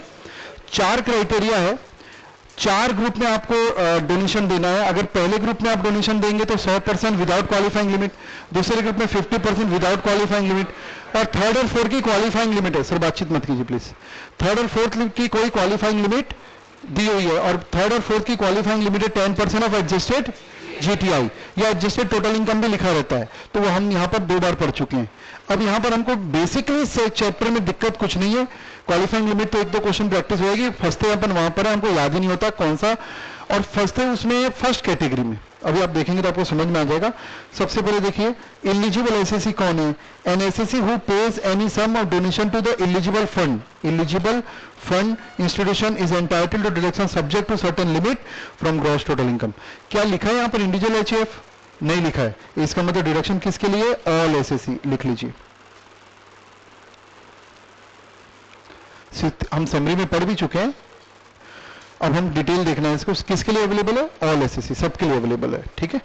Quantum deduction, there are 4 category, mark कीजिए 4 कैटेगरी ऑफ डिडक्शन। डिडक्शन नहीं होना चाहिए, 4 कैटेगरी ऑफ डोनेशन, एक्चुअली में डोनेशन, ठीक है, डिडक्शन भी बोल सकते हैं, बट हम 4 कैटेगरी में डोनेशन है। The following table give the detail of the institution. First category है the donation qualify for 100% deduction without any qualifying limit. मतलब इन फर्स्ट कैटेगरी वाले फंड को, ट्रस्ट को, इंस्टीट्यूशन को आप जितना भी डोनेशन देंगे सीधा सीधा 100% मिल जाएगा, कोई लिमिट चेक नहीं करनी है। ओवरऑल लिमिट तो जो आप चैप्टर 6 से चेक करेंगे उसका कोई मैटर नहीं है। एक बार पढ़ते हैं कौन कौन से फंड इसमें। The national defence fund setup by central government. इसको याद करने का तरीका क्या है कि याद ही मत करो, इसको 3-4 बार पढ़ना है और सेकेंड थर्ड कैटेगरी को अच्छे से याद करना है। इससे फायदा क्या होगा कि वो 2, 3, 4 कैटेगरी में अगर नहीं याद आ गया ना तो आपको याद आएगा इसमें है कि नहीं, बिल्कुल याद आएगा, ऐसे याद नहीं होगा ये। फिर भी एक बार पढ़ते हैं, अपन एक फॉर्मेलिटी तो करते हैं। The national defence fund setup by the central government, national defence fund, ठीक है। Prime minister national relief fund, prime minister Armenia earthquake relief fund, the Africa public contribution of India fund. Fourth, the national children fund, the national fund foundation for the communal harmony, the approved university. कुछ keyword आपको feel होता है तो उसको underline कर सकते हैं याद करने के लिए। द अप्रूव्ड यूनिवर्सिटी और एजुकेशन इंस्टीट्यूशन, ठीक है, और फॉर द नेशनल एमिनेंस, ये वर्ड मेरे को ध्यान आ रहा है। Chief minister earthquake relief fund of Maharashtra, Maharashtra में एक बार बहुत बड़ा अर्थक्वेक आया था लातूर में, उसके बाद से फंड बनाया गया, ठीक है। Then any fund setup by state government of Gujarat exclusive for providing relief to the victims of Gujarat earthquake, Gujarat में भी आया होगा। एनी जिला साक्षरता समिति, जिला साक्षरता समिति constituted in any district for the improvement of the primary education in village and town for the literacy or the post literacy activity. National blood transfusion council, national blood transfusion council. Next, any state government fund set up for providing medical relief to the poor. Then the army, army वालों का कोई central welfare fund है या Indian naval benefit fund है या फिर air force, मतलब army के तीनों एरिया के लिए यहां पर फंड बना हुआ है, ठीक है। Then Andhra Pradesh chief minister cyclone relief fund, national illness assistant fund, chief minister relief fund और the lieutenant governor relief fund in respect of state और university union territory, sorry, the national sports fund set up by the central government, national cultural fund set up by the central government, the fund for the technology development and application set up by the central government, national trust for welfare of the person for autism, cerebral palsy, mental retardation, multiple disabilities. तो इसके लिए अगर कोई national trust बना हुआ इन बीमारियों के लिए, the स्वच्छ भारत कोष, Swachh Bharat Kosh setup by the central government CSR activity के अंतर्गत, the clean Ganga fund, then the national fund for control of drug abuse. ये 23 यहां पर फंड है जिसमें अगर कुछ पैसा जमा हुआ, डोनेशन हुआ, तो irrespective of your status, whether you are individual, whether you are not, you are HF, you are firm, you are company, you are resident, you are non resident, you will get the deduction.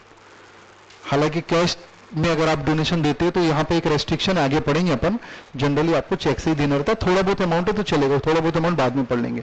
तो 23 point को आपको याद नहीं करना है, 23 point को 3-4 बार पढ़ना है बस, आपको क्वेश्चन से धीरे से याद होगा, लेकिन बाकी कैटेगरी आपको याद हो जाएगी। बाकी कैटेगरी देखिए, second Jawaharlal Nehru memorial fund, पढ़े भी थे हम समरी से थोड़ा बहुत, Jawaharlal Nehru memorial fund, prime minister drought relief fund, Indira Gandhi memorial trust और राजीव गांधी फाउंडेशन, ये याद हो जाएगा आपको, गांधी फैमिली है। थर्ड वाला वहां पर बहुत शॉर्ट में पढ़े थे, तो गवर्नमेंट। अच्छा, थर्ड कैटेगरी क्या इंपॉर्टेंस है मालूम है आपको? थर्ड और fourth category qualifying limit check करना है। The government to any approved local authority institution और एसोसिएशन फॉर प्रमोटिंग, मार्क कीजिए, फैमिली प्लानिंग। फैमिली प्लानिंग को प्रमोट करने के लिए गवर्नमेंट, लोकल अथॉरिटी या कोई इंस्टीट्यूशन काम कर रही है, उनको अगर आपने कोई पैसे दिए, डोनेशन दिया, तो यहाँ क्वालिफाई होगा।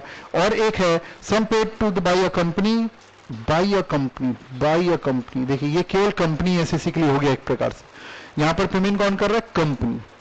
जनरली सेक्शन ऑल एसएससी के लिए, यहाँ पर स्पेशली लिखा by a company. As a donation to the Indian Olympic association, ये तो याद रहेगा, इंडियन ओलंपिक एसोसिएशन और any other association institution established in India as may be notified by the government for the development of infrastructure for sports or game or sponsorship of the sports and games in India। तो मतलब यहाँ पर family planning और वो games वाला point आ गया। Third category खत्म। Fourth category की एक खास बात है, जो पढ़ेंगे तो पढ़ लेंगे, 50% मिलेगा, क्वालिफाइंग लिमिट चेक करेंगे। थर्ड कैटेगरी इतना परसेंट 100, फोर्थ कैटेगरी 50%। किसका? डोनेशन अमाउंट का। लेकिन थर्ड और फोर्थ मिलाकर जो डोनेशन है उसकी मैक्सिमम लिमिट कितनी है? 10% ऑफ एडजस्टेड जीटीआई। और कई बार कुछ नहीं दिया रहता ना, क्या लिखा रहता ना, चैरिटेबल इंस्टीट्यूशन है, अप्रूव्ड है, तो ये फोर्थ में आती है। देखते हैं क्या क्या है। एनी इंस्टीट्यूशन और fund establish in India for charitable purpose fulfilling prescribe condition, और ये प्रिस्क्राइब कंडीशन सेक्शन 80G5 में दिया हुआ रहता है, हम बहुत डिटेल में नहीं पढ़ते, करके यहां नहीं लिखा हुआ है। द गवर्नमेंट और any local authority for utilising for any, या फिर आप गवर्नमेंट वगैरह को दे रहे हो charitable purpose other than purpose of promoting family planning, क्योंकि फैमिली प्लानिंग वाला पॉइंट ऊपर लिखा है। Any authority constituted in India by or any other law enacted either for dealing with and satisfying the need of housing accommodation or for purpose of planning, development or improvement of city, town and village. For example, RDA. अगर आपने RDA को कोई पैसा दिया, RDA क्या है? City town planning के लिए बनी हुई है, rapid development authority, town country planning, इनको पैसा दीजिए तो भी यहां पर कवर हो जाएगा। किसको पैसे दे रहे हैं? अथॉरिटी। किसने कंस्टिट्यूट किया? किसी लॉ के अंतर्गत। किस चीज के लिए किया? For the purpose of planning, development, improvement of any city, town, village और बोथ। इनको पैसा अगर आप दे रहे हैं, क्या करें? डोनेट कर रहे हैं। Any corporation establish by central government काय के लिए? For promoting interest of member of a minority community, उनके इंटरेस्ट को प्रोटेक्ट करने के लिए। देन फॉर रिनोवेशन, ये काफी पूछा जाता है, renovation, repair of notified temple, mosque, gurdwara, church और any other place of historic, archaeological और आर्टिस्टिक इंपॉर्टेंस और which is a place of public worship of renown. For example, Taj Mahal के रिनोवेशन के लिए उन्होंने कोई फंड बना रखा होगा और उस ताजमहल के रिनोवेशन के लिए फंड के लिए अगर हमको डोनेट करते हैं तो यहां कवर हो जाएगा। क्वालिफाइंग लिमिट आपको अच्छे से पता है, 10% of adjusted gross total income. इसको पढ़ना है आपको। एडजस्टेड टोटल इनकम के लिए देखिए चैप्टर 6 से माइनस कर रहा है एक्सेप्ट 80G, और क्या माइनस होगा? ट्रिपल ओ ने 112A, दिख रहा है? और नीचे लिखा any income on which income tax is not payable, तो भी उसको तो हम वैसे भी नहीं लेते हैं। एग्जेम्प्ट इनकम को जीटीआई में लेते हो क्या आप? वैसे भी नहीं लेते। स्टेप्स देख लीजिए आप। अदर पॉइंट्स में देखिए, second point, donation in kind shall not qualify for deduction. आपने मंदिर जाकर 100 कंबल वहां पर दान करके आ गए तो it may B donation but not covered by 80G। क्यों? क्योंकि डोनेशन इन मॉनेटरी टर्म है यहां पर, केवल इन काइंड नहीं है। सामान अगर आपने डोनेट किया तो it may be a donation but not covered by 80G। Donation in kind not qualified. First point में क्या लिखा है? Where the SSC has claimed and has been allowed any deduction under this section in respect of any amount of donation, the same amount will not qualify for deduction under any other provision। सीधी सी बात है, और कहीं नहीं मिलेगा। अब ये 2000 का criteria दे दिया भाई आपको। No deduction shall be allowed in respect of donation of any sum exceeding 2000 unless sum paid by any mode other than cash। तो कैश डोनेशन कितना कर सकते हैं? 2000 तक। उससे ज्यादा डोनेट करोगे तो फिर क्वालिफाई नहीं होगा। अगर आपने 5000 कैश डोनेशन कर दिया तो 80G डिडक्शन मिलेगी कि नहीं मिलेगी? नहीं मिलेगी, नहीं मिलेगी। No deduction shall be allowed, no deduction shall be allowed, deduction up to 2000 will be allowed में लिखा है। No deduction shall be allowed, no deduction shall be allowed in respect of donation of any sum exceeding 2000 unless such amount is paid by any mode other than cash। तो सीधा सीधा लिख दो कि 2000 से ज्यादा का डोनेशन अगर आपने कैश पेमेंट किया तो डिडक्शन बिल्कुल नहीं मिलेगी। No deduction will be allowed. 2000 तक का डोनेशन है, कैश दिया तो ठीक है। 2100 रुपए का डोनेशन कैश दिया तो zero deduction.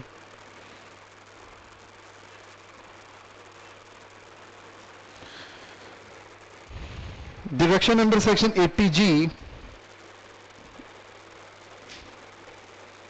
deduction under section 80G can be claimed whether it has any nexus with the business of assets or not। तो बिजनेस के लिए डोनेशन होना जरूरी नहीं है, आप ऐसे ही भी दे सकते हैं, आपके बिजनेस के साथ कोई कनेक्शन नहीं देखा जाएगा। ये सर्कुलर पढ़िएगा आप, ठीक है? सर्कुलर एक्चुअली है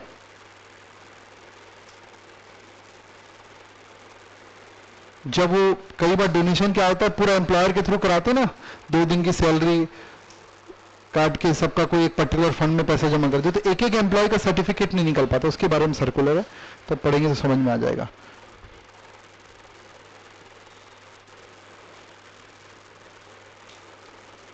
क्वेश्चन 13 बनाने के ट्राई कीजिएगा सेपरेटली, इंडिपेंडेंटली। प्रोविजन तो पता है आपको, कैसे हैंडल करते हैं आपको देखना है। अच्छा, इसमें तो सभी है ना? हाँ ठीक है, बहुत अच्छा क्वेश्चन है ना, इट्स वेरी गुड क्वेश्चन। अगर ये क्वेश्चन आपसे बन जाएगा ना, मतलब एकदम एग्जाम के लेवल का क्वेश्चन, इसमें क्योंकि डोनेशन तो है ही, उसके अलावा एटीडी भी दिख रहा है मेरे को, मतलब रियली ये पहला क्वेश्चन दिख रहा है जिसमें कि आपको एग्जाम के लायक क्वेश्चन ये है। इसमें एटीसी दिख रहा है मेरे को, एटीडी दिख रहा है, डोनेशन दिख रहा है, पीपीएफ डिपॉजिट। अच्छा क्वेश्चन इंडिपेंडेंटली बना के देखिएगा कहां तक आप जाते हैं इसमें, कितने गलती करते हैं, इंडिपेंडेंटली बना के देखना, फुल फ्लैश बनाना, ठीक है। बाकी कल देखते हैं। लास्ट टेस्ट का रिजल्ट आ गया अपना, मैं अनाउंस कर देता हूं आपको।